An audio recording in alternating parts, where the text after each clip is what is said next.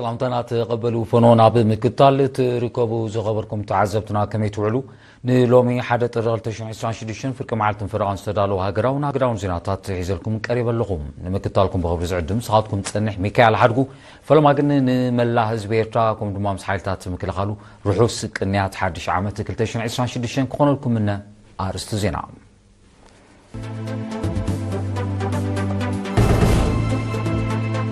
برزنت سياسة فوركي بمغنيات حدش عمرنا يوهانا ملغتي أما حلالي فوق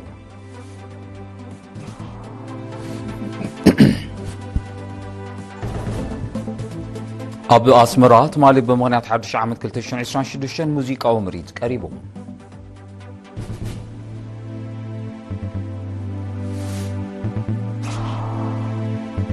من محدار زوبا ماكل سوانا شوعات ميتايت كابزو توت أنو مدبات كم تتكبرو جمجمو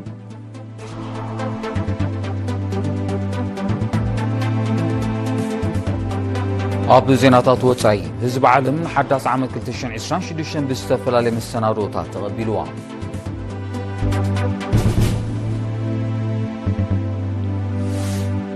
تشاينا روسيا ب 2026 كل مداو زمدنا نمبراك مسر حاجه سن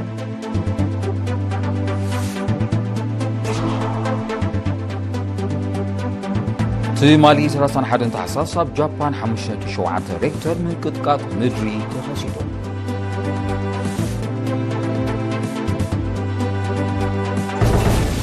زرزر زينا برزيدنت سياسة فوركي بمغنيات حدش عامتنا يوهانا ملغتي أما حلاليفو ملو تحستو يسعب ملغتي حدش عامت كلتشحن إسران شدشتان الزازو موزلنا عامت بدرجة زوبانا زسافحي قدوبونا عالمن نسلام رقاتن حبراو لمعاتاو قسكاسن فتاتونو زتحلالخو كستات اتقاهدو لينيرو كم ززا مسألة كبيد قلولاوات زعبللو هواهو هزبن من قسن إيرترا كم وطرو نقولو كستاتن بدهوتاتن لبونا عقلن تتصاورنتن عاتقون كمكتو هاجراو رقاتن لولاونتن كوحسو مس كلو محلقاتات دما تلوخو هاجراو لمعات كسلاسلو بقيعهم يوم اب عامته 2026 إذا حلاقة زي بزيادة دميقو قسقاس هنصتن لمعاتن هاجر بزحايل نهاري كغتصل سناي تمنيتين ناقلسكو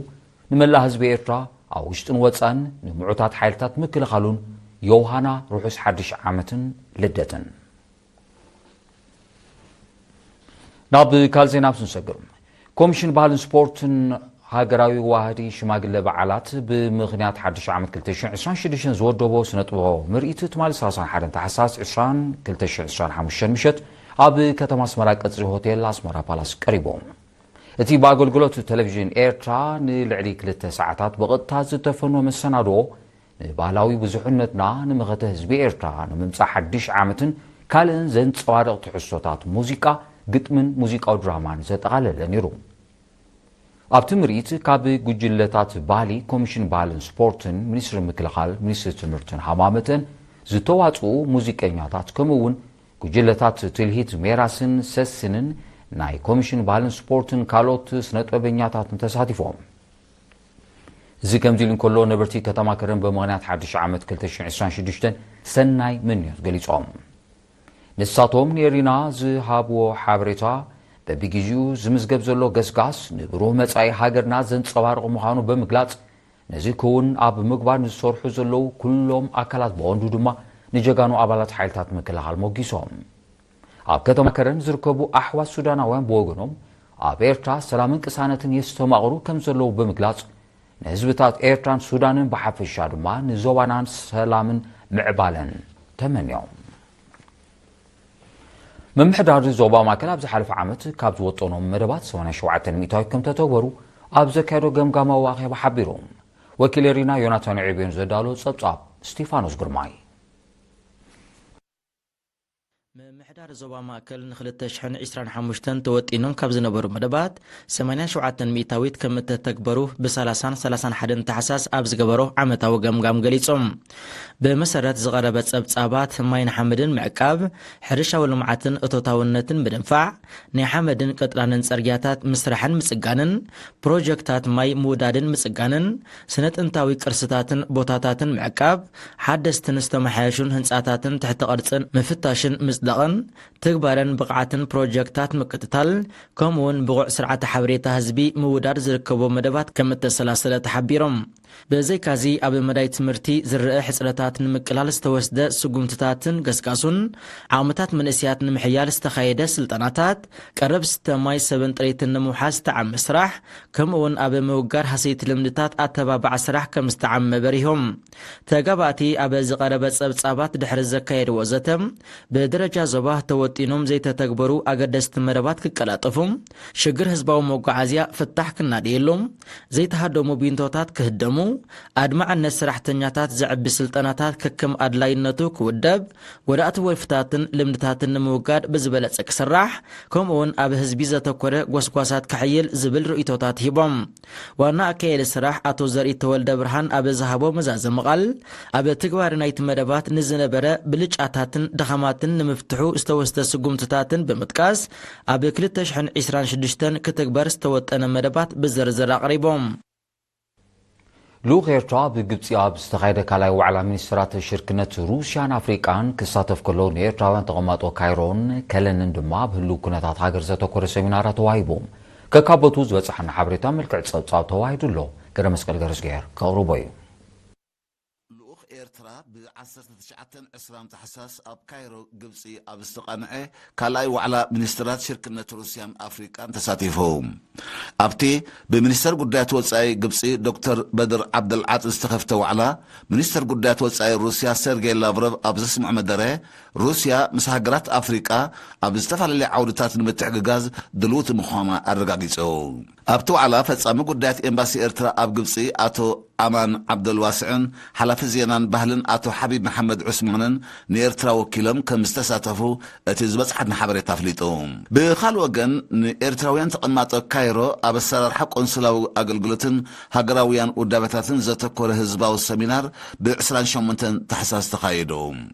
ፈጻሚ ጉዳያት ኤምባሲ ኤርትራ ኣቶ አማን ዓብደልዋስዕ ብዛዕባ ቆንስላዊ ኣገልግሎትን ኣሰራርሓ ኤምባስን ሓላፊ ህዝባውን ኮማውን ጉዳያት ኣቶ መሐመድ ኑር እድሪስ ድማ ብዛዕባ መደባት ስራሕ ሃገራውያን ውዳቤታት መብርሂ ብምሃብ ኤርትራውያን ነበርቲ ካይሮ ውዳቤታቶም ክሕይሉ ኣዘኻኺራ ብኻልእ ወገን ጠቕላሊ ቆንስል ኤርትራ ኣብ ፍራንክፈርት ጀርመን ኣቶ ክብሪ ኣብ ተኸስተን ሓላፊ ህዝባውን ኮማውን ጉዳያት ኣቶ ጣዕመ ሃይለን ብ20 ታሕሳስ ኣብ ከተማ ከለን ሰሚናር ኣካይዳ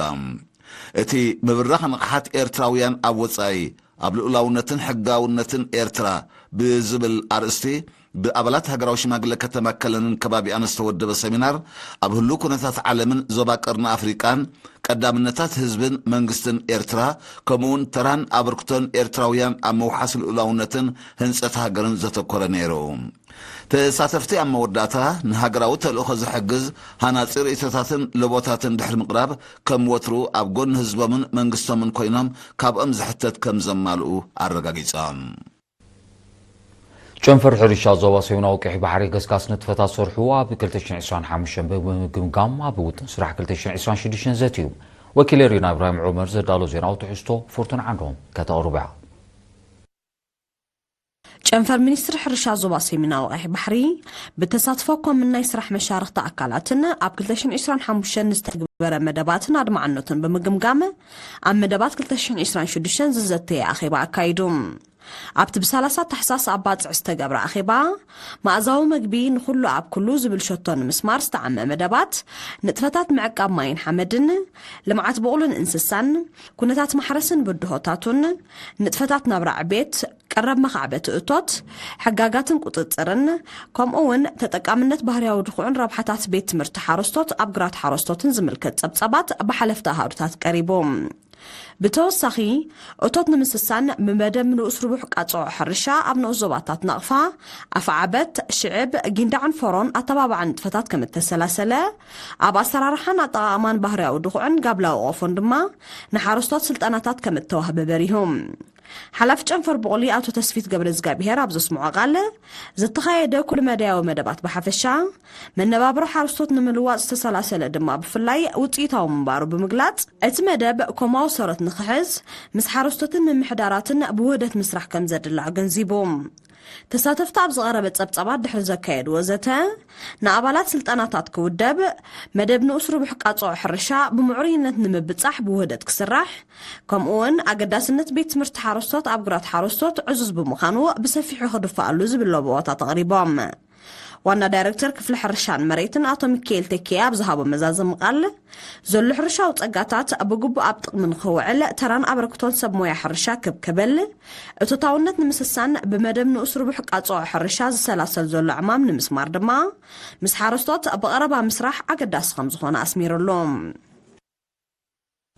ኣብ ዞባ ፎርቶ ሳዋ ቁጽሪ ናይተን ኣብ ትካላት ጥዕና ቀሪበን ስሩዕ ክትትል ቅድሚ ሕርሲ ዝገብራን ኣብ ትካል ጥዕና ዝተገላገላን ነፍሰ ጾራት ዕቤት የመዝግብ ከም ዘሎ ሓላፊ ኣገልግሎት ጥዕናት ዞባ ነርስ ሃይለ ሓየሎም ሓቢሮም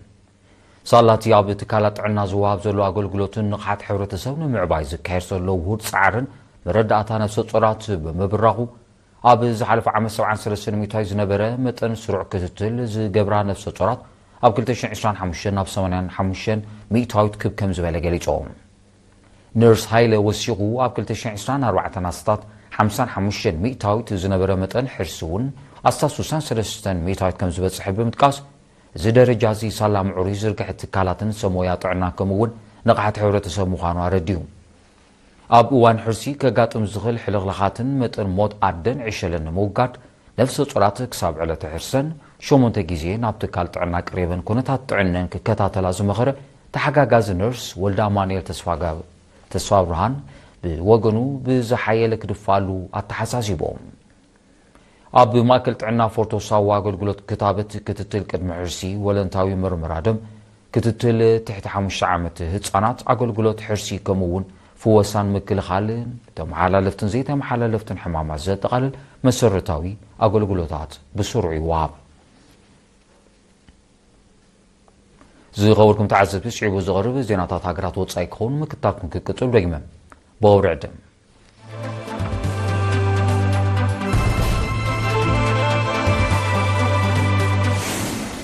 ዜናው መሰናዶ ኤርቲቪ ናወጽለ ዝኸበርኩም ተዓዘብቲ ስለምክታልኩም ኣዝየ መስግን ዜና ወጻኢ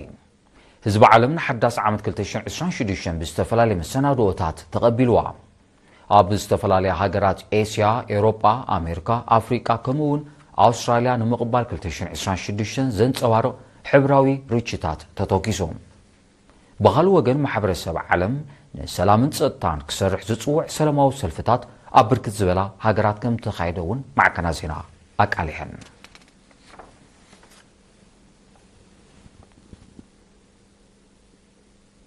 ህዝባዊ ሪፐብሊክ ቻይና ሩስያ ናብ 2026 ኩሉ መድያው ዝምድነ ንምብራኽ ከም ዝሰርሓ ገሊፀን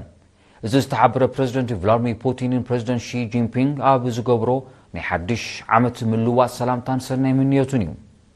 ክልቲኦም መራሕቲ ሃገራቶም ካብ ዝኽተም 30 ዓመታት ኣቑፂሩ ዘሎ ስትራቴጂካዊ ናይ ሕጋዝ ውዕል ንምስፋሕ ከም ዝሰርሓ ቃላት እዮም ክልቲአን ሃገራት ብዘይካዚ ጸጥታውን ወተሃደራውን ሽርክነትን መምዕባል ከም ዝጽዕራ ኣብታ ኣጋጣሚ ኣፍሊጠን ኣብ 2025 ኣብ ከተማታት ቤይጂንን ሞስኮን ተራኺቦም ዝዘተዩ ፕሬዚደንት ፑቲንን ፕሬዚደንት ሺን ኣብ 2026 እቲ ርክባት ክብክብል ምዃኑ ሓቢሮም ቻይናን ሩስያን ኣብ 2025 ኣስታት 190 ቢልዮን ዶላር ዝግመት ንግዳዊ ምልዋጥ ከም ዘካየዳ ጸብጻባት ይረዱ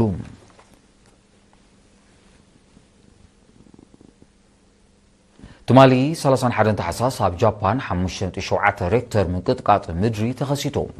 በቲ ኣብ ሰሜናዊ ገማግም ዘጋጠመ ተፈጥራዊ ሓደጋ ኣብ ህይወት ሰብ ዝወረደ ክሳራ እኳ እንተዘየለ መጠናዊ ንዋታዊ ዕንወት ከም ዝወረደ ግና ሰብ ዝተሃገር ገሊጾም ነቲ ኣብ 30 ኪሎ ሜትር ዓሞት ዝተኸስተ ሓደጋ ስዒቡ ሓያሎ ድሕሪ ምንቅጥቃጣት ከም ዘጋጠመ ተፈሊጦም ኪላታት ስነ ምድሪ ጃፓን እቲ ምንቅጥቃጥ ሓደጋ ሱናሚ ከስዕብ ስጋቶም ገሊጾም ኣለዉ ናይ መወዳእታ ዜና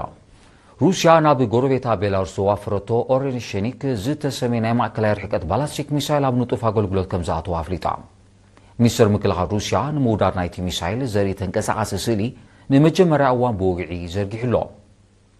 ምውዳድ ናይቲ ልዕሊ ፍጥነት ድምፂ ዝውንጨፍ ሚሳይል ኣካል ናይቲ መራሕቲ ክልቲአን ሃገራት ኣብ ወርሒ ሕዳር 2024 ዝኸተምዎ ስትራቴጂካዊ ወተሃደራውን ጸጥታውን ስምምዕ እዩ በዚ ድማ እቲ ዘመናዊ ሚሳይል ጸጥታ ሩስያን ቤላሩስን ኣብ ምውሓስተሩ ልዑል ምዃኑ እዩ ዝግለጽ ዘሎ እቲ 5500 ኪሎ ሜትር ርሕቀት ናይ መጓዓዝያ ዓቕሚ ዘለዎ ስራሓት ሩስያ ዝኾነ ሚሳይል ኣብ ዝኾነ ከባቢታት ኣሜሪካን ኤውሮጳን ዝርከብ ዒላማ ክወቅዕ ዓቕሚ ከም ዘለዎ እዮም ክኢላታት ዝሕብሩ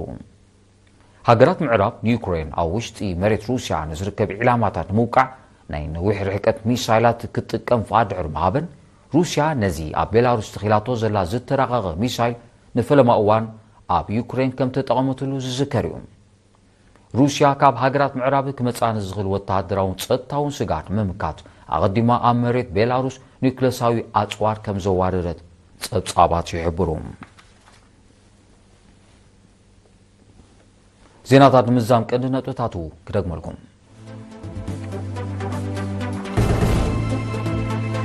ፕሬዚደንት ኢሳያስ አፈወርቂ ብምኽንያት ሓድሽ ዓመት ናይ ዮሃና መልእኽቲ ኣመሓላሊፉ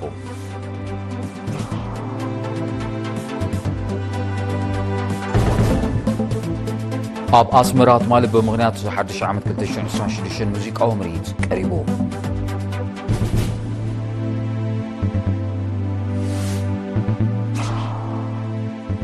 ምምሕዳር ዞባ ማእከል 87 ሚእታዊት ካብ ዝተወጠኑ መደባት ከም ተተግበሩ ገምጊሙ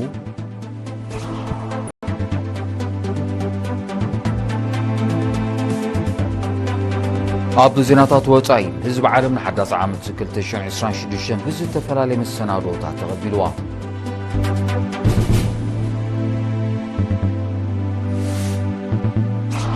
ቻይናን ሩስያን ኣብ 2026 ንኩሉ መድያዊ ዝምድነ ንምብራኽ ከም ዝሰርሓ ገሊፀን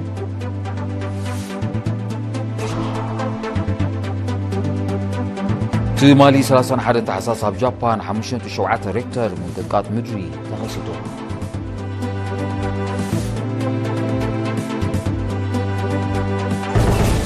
ዝغوركم تعزبتين لو مقتر السلالو زيناو مسنادو ابزي فتصم دقيمن ملا حزب ኤርትራ ርሑስ ሓድሽ ዓመት 2026 ኮኖሉ ምነ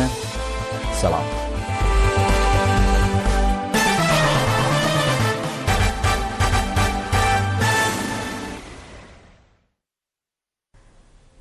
عزو سلامتنا تقبلوا ኣብ ርሕቆም ቀርባን ብምዃን መደባት